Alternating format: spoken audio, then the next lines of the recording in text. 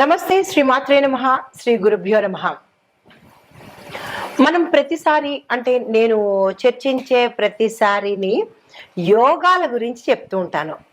ఏ సమయంలో ఏ యోగాలు పడతాయి, ఆ యోగాలు ఏ ఏ గ్రహాల ద్వారా మనకి అనుకూలిస్తాయి, ఆ గ్రహాల వల్ల ఆ యోగాల వల్ల దేశకాలమాన పరిస్థితులు ఎలా ఉంటాయి, దాంతో పాటుగా మేషాది ద్వాదశ రాశుల వారికి ఎలాంటి ఫలితాలు, మిశ్రమ ఫలితాలా, శుభ ఫలితాలా, మంచి ఫలితాలా, చెడు ఫలితాలా, ఇలాగా నేను ఎప్పుడూ మీకు మీ ముందుకు ప్రతిసారి ఒక్కొక్క యోగాన్ని తెచ్చిస్తుంటాను. అయితే ఇప్పుడు నేను మీకు అందించే ఒక బ్రహ్మాండమైన యోగము, మహారాజ యోగము. అది ఎవరిస్తున్నారు అంటే కనుక మన శని భగవానుడండి.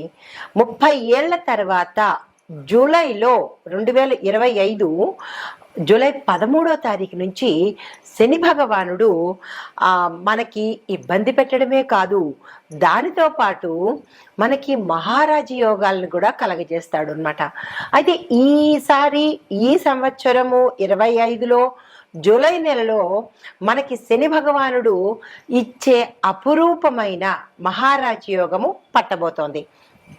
అయితే ఇది ఎక్కడ ఎలా పడుతోంది అనే వివరంలోకి వెడితే కనుక, శని తిరోగమనంలో అంటే రిట్రోగ్రేట్ అవుతున్నప్పుడు ఏర్పడే ఈ అరుదైన రాజయోగము, ఈ రాజయోగము మనకి మీన రాశిలో తిరోగమనం చెందుతున్నాడు. ఎప్పుడైతే మీనరాశిలో తిరోగమనం చెందుతున్నాడో ఇదే సమయంలో మనకి శని చతుర్దృష్టి మనకి ఏ రాశి మీద పడుతోంది అంటే మిథున రాశి మీద, బృహస్పతి మీద పడుతోంది. అంటే మిథున రాశిలో అప్పటికే బృహస్పతి ఉండడం వల్ల ఆ శని భగవానుడి యొక్క దృష్టి, ఆ చతుర్దృష్టి ఈ బృహస్పతి మీద పడుతోంది. అయితే దీనితో పాటు ఇదే సమయంలో రాహు కుజులు షడష్టక యోగంలో ఉన్నారు. మనకి జూన్లో మొదలైంది కదా షడష్టకము. ఆ షడష్టక యోగం ఇప్పుడు కంటిన్యూ అవుతోంది. అది కూడా ఒక అరుదైన రాజయోగం అన్నమాట. అయితే ఈ శని బృహస్పతి దృష్టి యొక్క సంయోగంతో రాజయోగాత్మక పరిణామాలను ఇస్తోంది. ఇన్ని మంచి గ్రహాలు ఈ సమయంలో మనకి శుభ ఫలితాలను ఇచ్చేందుకు ఏర్పాటవుతోంది. అయితే ఎవరెవరికి శుభ ఫలితాలు ఎలా ఉండబోతోంది అంటే కనుక, ఇది ఒకసారి మీకు గతంలో చూసుకున్నట్టయితే 1995, 96 ఆ సమయంలో ఇలాంటి శని భగవానుడు ఇచ్చే ఒక అరుదైన మహారాజ యోగం ఏర్పడింది. మళ్ళా 30 సంవత్సరాలకి మనకి జూలై నెలలో ఏర్పడబోతోంది. అయితే ఈ ఏర్పడడానికి మనకి దేశకాలమాన పరిస్థితులు నేను ఎప్పుడు ప్రస్తావిస్తూ ఉంటాను, ఒక మనుషులకి రాశులకి కాకుండా దేశకాలమాన పరిస్థితుల్లోనూ దేశ రక్షణ విభాగము, రాజకీయ విభాగము, ఇలా ఆర్థిక విభాగము, న్యాయ విభాగము, ఇలా ప్రతి ఒక్క అంశంలోనూ కూడా ఈ యొక్క గ్రహాల యొక్క ఫలితాలను మనం తెలుసుకుంటూ ఉంటాము. ఆ గ్రహాల ఫలితాలే ఒక్కొక్కసారి మనకి దేశం మీద, రక్షణ వ్యవస్థ మీద ఇలాగా ప్రమాదాలు, అదృష్టాలు ఇలాంటి వాటి మీద కూడా పడుతూ ఉంటుందన్నమాట. అయితే ఇలాగ పడడం వల్ల కొన్ని గ్రహస్థితులు మీకు ఇప్పుడు సవివరంగా తెలియచేస్తాను. ఒకటి, శని గ్రహము మనకి మీనంలో తిరోగమనంలో జరుగుతోంది. అయితే దీని యొక్క ఫలితం ఎలా ఉంటుంది అంటే కనుక, విశేషమైన ఫలితము ధర్మము, త్యాగము, సేవా ధోరణిలో ఉండబోతోంది. తర్వాత బృహస్పతి మిథున స్థానంలో అంటే మిథునంలో ఉన్నాడు. దీనివల్ల ఏంటంటే జ్ఞానము, అంటే ప్రతి ఒక్కళ్ళకి ఇంటెలిజెన్స్, నాలెడ్జ్, జ్ఞానంతో పాటు కమ్యూనికేషను, విద్యా వ్యవస్థను వృద్ధి చేసేందుకు ఉపయోగపడుతోంది. దీంతో పాటు కుజ రాహులు అంటే రాహు కుజ గ్రహాలు షడష్టకంలో కర్కాటక కుంభంలో ఉన్నారనమాట. అయితే వీరిచ్చే ఫలితాలు ఎలా ఉంటున్నాయి అంటే కనుక ఆందోళనగాను, తర్వాత అస్థిరత్వంగాను ఉండబోతోంది. అంటే ఈ వీరి యొక్క ఫలితాలు ఒక్కొక్క దానికి ఒక్కొక్కలా ఉంటాయి. అయితే మరి బుధుడు సూర్యుడు ఏమిస్తున్నారు అంటే కనుక మిథునంలో ఈ బుధ సూర్యుడు మిథునంలో మనకి జూన్ 15 నుంచి స్థానాలు మారారు.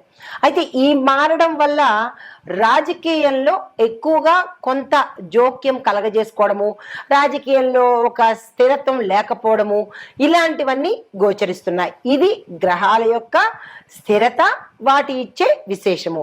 అయితే మరి దేశకాల సామాజిక పరిస్థితుల గురించి ఎలా ఉండబోతున్నాయి అంటే కనుక ముందుగా రాజకీయ మార్పులు ఎలా ఉండబోతున్నాయి చూద్దాము. అయితే ఇవి పంచాంగ పరంగా చెప్పేవే, తరువాత పంచాంగ జ్యోతిష శాస్త్ర పరంగా చెప్పేవే తప్ప ఏదో ఊహించి కల్పించినవి మాత్రము కాదు, గమనించదగినది. అయితే రాజకీయ పరంగా పెద్ద పెద్ద స్థాయిలో పార్టీల్లో మార్పులు వస్తాయి, నాయకత్వాలలో కూడా మార్పులు చోటు చేసుకునే అవకాశాలు కనబడుతున్నాయి. దీంతో పాటు కొన్ని రాష్ట్రాల్లో అన్ఎక్స్పెక్టెడ్ రిజిగ్నేషన్స్ కానీ, ఎలియన్సెస్ అంటే కొన్ని అనుకోని పరిస్థితులు కానీ తల ఎత్తే అవకాశాలు కనబడుతున్నాయి. తర్వాత నూతన రాజకీయ యజ్ఞము మళ్ళా తిరిగి మొదలయ్యే అవకాశం కనబడుతోంది. యువ నాయకులకు ఇది చాలా చక్కని సమయము. ఎవరైనా కొత్తగా పార్టీల్లోకి రావాలన్నా, రాజకీయ రంగంలోకి రావాలన్నా ఇది మంచి సమయము. ఆ దిశగా ప్రయత్నాలు చేసుకోండి. అయితే కొన్ని పాత రాజకీయ పార్టీల్లో కొంత అస్థిరత ఏర్పడే అవకాశం కనబడుతోంది.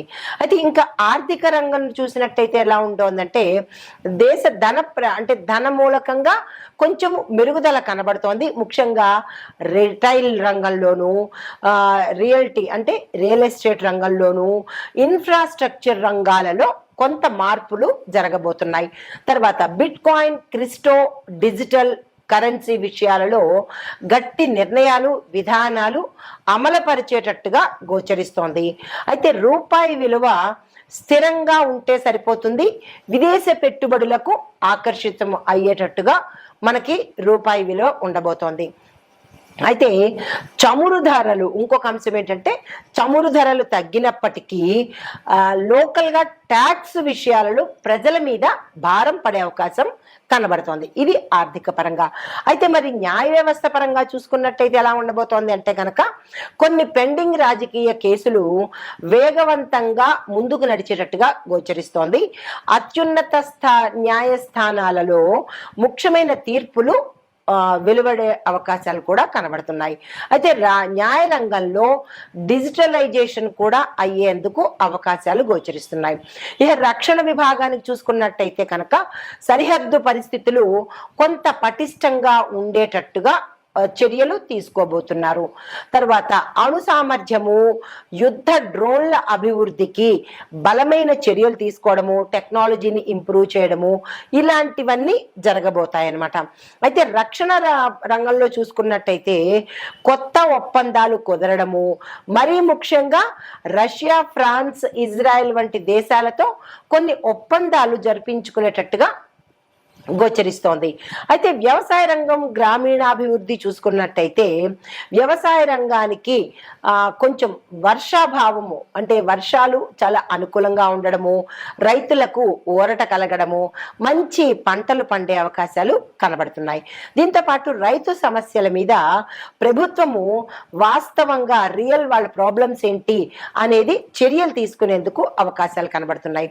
అయితే సబ్సిడీలు, ఇంక్రిమెంట్లు, క్రెడిట్ స్కీములు మరికొంత సమర్థవంతంగా ప్రజల్లోకి తీసుకెళ్లేందుకు దోహదపడుతుంది. తర్వాత సామాజిక పరంగా చూసుకున్నట్టయితే చట్ట శాసనాలు అంటే చట్టానికి కొంత వ్యతిరేక దిశగా వెళ్ళడమో, కొంత ఉద్రిక్తత అవ్వడమో, ప్రజలకు ఇష్టం లేకపోవడమో, ఇలాంటి చర్యలు సామాజిక పరంగా జరిగేందుకు అవకాశాలు కనబడుతున్నాయి.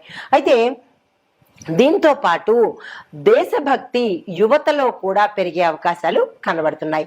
అయితే దీనితో లక్కీ రాసులు అంటే ఈ శని యొక్క మహారాజయోగంలో ఏ రాసులకు మనకి అభివృద్ధి కనబడుతోంది అంటే కనుక వృషభ రాశి వారికి, తరువాత కర్కాటక రాశి వారికి కన్య, ధనస్సు, కుంభ ఈ 5 రాశుల వాళ్ళకి విశేషమైన ఫలితాలు ఇస్తున్నాయి. అయితే ముందుగా వృషభ రాశి వారికి ఎలాంటి అంశము అంటే కనుక ధనము విపరీతంగా రావడము, ఆకస్మిక ధనము, ధనానికి సంబంధించినటువంటి వృద్ధి కనబడుతోంది. స్థిర చరాస్తులు కూడా వీళ్ళు వృద్ధి చేసుకుంటారు. తరువాత కర్కాటక రాశి వారికి ఏ అంశంలో అంటే అన్ని రాశుల వాళ్ళకి ఒకే అంశంలో ఉండదు. ఒక్కొక్క రాశి వారికి ఒక్కొక్క స్థానాన్ని బట్టి ఆ స్థానాల యొక్క అభివృద్ధి గోచరిస్తుంది. ఇప్పుడు కర్కాటక రాశి వారికి చూసుకున్నట్టయితే ఈ రాశిలో ఉండే వారికి రాజకీయ పరంగా మంచిగా జరిగే అవకాశం ఉంది. ఆధ్యాత్మిక పరంగా అభివృద్ధి కనబడుతోంది. అయితే కన్యా రాశి వారికి చూసుకున్నట్టయితే ఉద్యోగస్తులకు మంచి మంచి అభివృద్ధి కనబడము, ఉద్యోగంలో ఉండే వారికి విశేషమైన ఫలితాలు కనబడుతున్నాయి. బుద్ధి వికాసము అంటే వీళ్ళు మరింత స్మార్ట్గా వర్క్ చేసేందుకు కనబడుతోంది. ధనుసు రాశి వాళ్ళకి చూసుకున్నట్టయితే ఈ ధనుసు రాశిలో ఉద్యోగస్తులు, వ్యాపారస్తులు ఉన్నట్టయితే కనుక వాళ్ళకి మంచి లాభాలు వచ్చే అవకాశము, పెట్టుబడుల మీద ధనం వచ్చే అవకాశము కనబడుతోంది. దీంతో పాటుగా విదేశాలు వెళ్ళి అక్కడ స్థిరపడ్డమో లేదా విదేశాలు వెళ్ళడానికి సంబంధించినటువంటి ప్రయత్నాలు ఫలించే అవకాశాలు కనబడుతున్నాయి. తర్వాత కుంభరాశి వాళ్ళకి చూసుకున్నట్టయితే కనుక టెక్నికల్ పరంగాను, టెక్నాలజీ పరంగాను, తర్వాత కొత్త కొత్తవి ఏవైనా వీళ్ళు ఆవిష్కరించాలంటే ఇన్నోవేటివ్గా ఉండాలన్నా, ఎంటర్‌ప్రీనర్‌లో ఉండాలన్నా, స్టార్టప్ కంపెనీలు స్టార్ట్ చేసుకోవాలన్నా, వ్యాపార పరంగాను ఇలా ఈ రాశిలో ఉండే వారికి ఈ పరంగా కలిసి వచ్చే అవకాశాలు కనబడుతోంది. అయితే ఓవరాల్గా ఈ 5 రాశుల వారికి విశేషమైన ఫలితాలు ఇవ్వబోతున్నాడు మన శని మహారాజు. అయితే జాగ్రత్తగా ఉండవలసిన రాశులు ఏంటంటే మేషము, మిథునము, తుల, మీనము. ఈ 4 రాశుల వాళ్ళు చాలా చాలా చాలా జాగ్రత్తగా ఉండాలి. అయితే ఏ అంశంలో జాగ్రత్తగా ఉండాలనేది కూడా ఇక్కడ మీకు వివరిస్తాను. గోచార రీత్యా మీరు జాగ్రత్తలు తప్పనిసరిగా తీసుకోండి. మేషరాశి వారికి కుటుంబాల్లో సమస్యలు ఎక్కువగా వచ్చే అవకాశాలు కనబడుతున్నాయి. దానికి సంబంధించిన జాగ్రత్తలు తీసుకోండి. ఆర్థికంగా మీరు చాలా డిస్టర్బ్ అయ్యే అవకాశం కనబడుతోంది. అంటే ఆర్థిక ఒత్తిడులు మీ మీద రుణపరంగా కావచ్చు లేదా అప్పుల పరంగా కావచ్చు, ఏదైనా కానీ ఆర్థిక పరంగా మీకు చాలా స్ట్రెస్ ఎక్కువ అవుతుంది, ముందుగానే తెలుస్తోంది. కాబట్టి జాగ్రత్తలు తీసుకోండి. మిథున రాశి వారికి మానసికంగా విపరీతమైన ఒత్తిడి ఎదుర్కొనే అవకాశం, స్ట్రెస్ తీసుకుంటారు. అది కుటుంబ పరంగా కావచ్చు, ఉద్యోగ పరంగా కావచ్చు. ఈ రాశిలో ఉండే ప్రతి ఒక్కరికి, విద్యార్థులకు, రాజకీయ నాయకులకు, తరువాత వ్యాపారస్తులకు, ఉద్యోగస్తులకు, ఇలా ప్రతి ఒక్కళ్ళకి, స్త్రీలు పురుషులకు కూడా మానసిక ఒత్తిడి అనేది తప్పదు. దీంతో పాటు డబ్బు వ్యవహారాలు ఏదైనా మీరు చెయ్యాలి అని అనుకుంటే చాలా చాలా జాగ్రత్తలు తీసుకోండి. ఎందుకంటే ధన నష్టము, చోర భయము ఎక్కువగా కనబడుతున్నాయి. స్కాముల్లో ఇరుక్కోవడం కానీ, అంటే ఇప్పుడు ఇంటర్నెట్లో చేస్తూ ఉంటారు కదా ఫోన్పేలు, జీపేలు, వాటిల్లో మీరు మోసపోవడము, ఆన్లైన్ స్కాములు జరగడము, ఇలాగ ఏదో ఒక ద్వారా మీరు ధనాన్ని నష్టపోయే అవకాశం కనబడుతోంది. ధనపరంగా జాగ్రత్తలు తీసుకోండి. అయితే తులారాశి వాళ్ళకి చూసుకున్నట్టయితే వైద్యపరమైన ఖర్చులు మీరు చాలా ఎదుర్కోవాల్సిన అవసరం అవుతుంది. ఆపరేషన్స్ రీత్యా కావచ్చు, ప్రమాదాల రీత్యా కావచ్చు, లేదా అనారోగ్య రీత్యా కావచ్చు, మీరు ఎక్కువగా డాక్టర్కి సంబంధించి, హాస్పిటల్కి సంబంధించి, మందులకు సంబంధించి ఎక్కువగా ధనాన్ని వెచ్చించవలసిన పరిస్థితి. భావోద్వేగాలు మీరు చాలా నియంత్రించుకోవాలి. ఈ సమయంలో అస్సలు బాగాలేదు. ఉద్రేకాలకు కానీ, కోపాలకు కానీ, ఆవేశాలకు కానీ ఇలాంటి వాటికి వెళ్ళే ప్రయత్నం చేయకండి. ఇక మీనరాశి వారికి చూసుకున్నట్టయితే శని భగవానుడు మీ రాశిలోనే తిరోగమనం చేస్తున్నాడు. ఎప్పుడైతే మీ రాశిలోనే తిరోగమనం చేస్తున్నాడు అంటే కనుక మీరు విమర్శలకు గురయ్యే అవకాశం కనబడుతోంది. అది మీ ఉన్న స్థానంలో కావచ్చు, లేదా సంఘంలో కావచ్చు, మీ ఇంట్లో కావచ్చు, మీ స్నేహితుల్లో కావచ్చు, ఎక్కడ ఉన్నా మీరు విమర్శలకు ప్రథమ స్థానం తీసుకునేవారు అవుతారు. చాలా జాగ్రత్తగా ఉండండి. అయితే కోల్పోయిన అవకాశాలు ఏవైనా ఉంటే కనుక అవి తిరిగి మళ్ళా మీ దగ్గరికి వచ్చే అవకాశం కనబడుతోంది. వాటిని అందుకునే ప్రయత్నం చేయండి. అయితే లాభపడే రాశులు చెప్పాను. ఇప్పుడు జాగ్రత్తగా ఉండవలసిన రాశులను కూడా, ఏ అంశంలో జాగ్రత్తగా ఉండాలో కూడా మీకు సవివరంగా తెలియచేశాను. అయితే పరిహారాలు సూచనలు ఏం తీసుకోవాలి అనేది చివరలో చెప్తాను.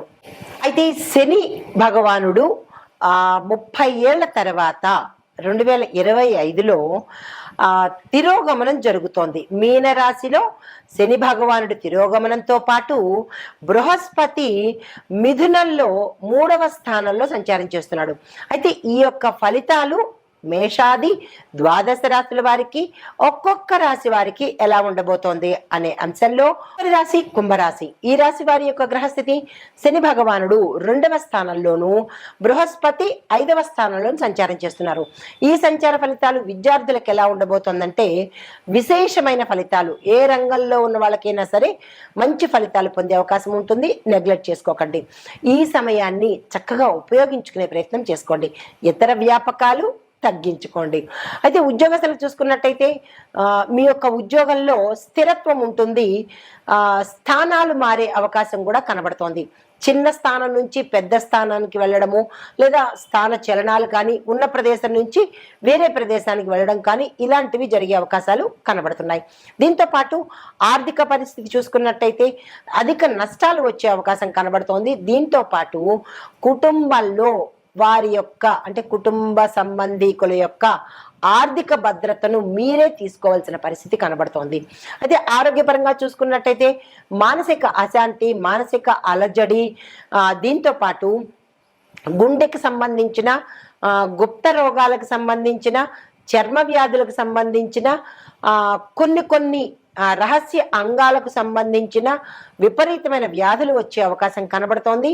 దానికి సంబంధించిన జాగ్రత్తలు తీసుకోవడం కానీ, డాక్టర్ పర్యవేక్షణ కానీ తప్పనిసరిగా తీసుకోండి. అయితే కుటుంబపరంగా చూసుకున్నట్టయితే సంతాన విషయంలో శుభవార్తలు వింటారు, శుభకార్యాలు చేస్తారు. రాజకీయ పరంగా చూసుకున్నట్టయితే మంచి ఎదుగుదల అనేది ఈ సమయంలో మీకు కనబడుతోంది. మద్దతుదారులు కూడా అంటే మీకు సపోర్టర్స్ కూడా పెరిగే అవకాశం కనబడుతోంది. ఇంకా పరిహారాలు చూసినట్టయితే కనుక బుధవారం రోజు తులసి చెట్టు దగ్గర దీపారాధన మీ చేత్తో మీరే చెయ్యండి. మీకు ఇంట్లో తులసి మొక్కలు లేవు అని అనుకుంటే కనుక ఏదైనా దేవాలయంలో తులసి మొక్క ఉంటే అక్కడ వెళ్ళి అక్కడ మీరు దీపం పెట్టుకున్నట్టయితే ఆరోగ్యపరంగా కావచ్చు, లేదా మీ యొక్క జాతక పరంగా ఏమైనా దోషాలుంటే తొలగిపోయే అవకాశం కనబడుతోంది. సానుకూలమైన ఫలితాలు కూడా పొందుతారు. ఇది గోచార రీత్యా చెప్పదగినది. నమస్తే. అయితే ఇప్పుడు ఈ మేషాది ద్వాదశ రాశుల వారికి ఈ శని తిరోగమనంలో మీరు ఏం చేసుకోవాలి, మీ యొక్క బాధలకు ఎట్లాంటి మంత్రం చదువుకోవాలి అనేది తదుపరి రాశి కుంభరాశి. ఈ రాశి వారికి శని తిరోగమన సమయంలో నేనిచ్చే ప్రత్యేకమైన మంత్రము ఓం శనేశ్చరాయ నమో నమః. దీన్ని 108 సార్లు తప్పనిసరిగా చదవండి. దీనివల్ల మీకు వచ్చే లాభం ఏంటంటే శరీర కాంతి, శరీర ఛాయ మెరుగుపడుతుంది. గురుగ్రహం యొక్క సహాయ సహకారాలు ఉంటాయి. దీంతో పాటు రాజనీతిలో విజయాన్ని సాధిస్తారు. నమస్తే. మీ ఇష్టము. ఇప్పుడు జప విధానము, ఇందాక నేను మంత్రాలు చెప్పాను కదా, ఆ మంత్రాలు ఎలా చదవాలి అనేది కూడా చెప్తాను. సంతృప్తికరంగా మీరు చదువుకునే ప్రయత్నం చేసుకోండి. తద్వారా లాభాలు పొందాలని ఆశిస్తూ మీకోసం అయితే ప్రతిరోజు ఆదివారం రోజు బృహస్పతి కోసము అంటే గురువు కోసం చేయవలసిన రోజు ఆదివారము, శని భగవానుడి కోసం చేసే మంత్రము శనివారం రోజు చేసుకోండి. 2వ నియమము 108 సార్లు జపించడం ఉత్తమము. అయితే మాల ద్వారా కానీ లేదా ధ్యానం ద్వారా కానీ మంత్ర జపం చేసుకోవాలి. ఎలా పడితే అలాగా, ఎక్కడ పడితే అక్కడ కాదు. చాలా నిష్ఠతో చేసుకోండి. 3వ నియమము నల్ల వస్త్రధారణ, బ్లాక్ కలర్ వేసుకొని శనివారం రోజు శని భగవానుడికి పసుపు రంగు వస్త్రధారణ చేసుకొని గురువారం రోజు గురువుకి చేసినట్టయితే కనుక శుభప్రదము. నమస్తే.